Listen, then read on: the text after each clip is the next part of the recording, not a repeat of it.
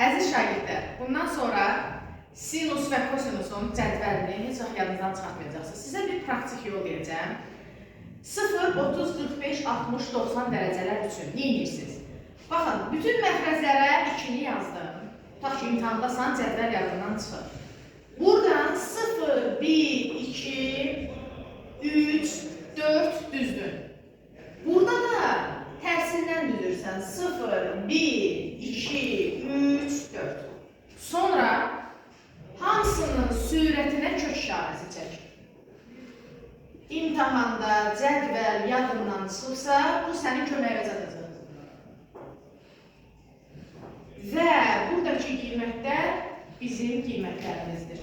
Məsələn, sadələşdirmək istəsən, bunun qiyməti 0-dır. Deməli, yadıma düşəcək ki, sinus 0, 0-dır. Bunun qiyməti ilə 2-də 1-dir. Bunun qiyməti 45-in qiyməti. Burada 60-ın qiyməti. Bu isə kök altında 4-dən 2 çıxdığına görə 2 böl 1, 2 böl 2, 1, elə 90-da da 1 qalır. Bu qədər.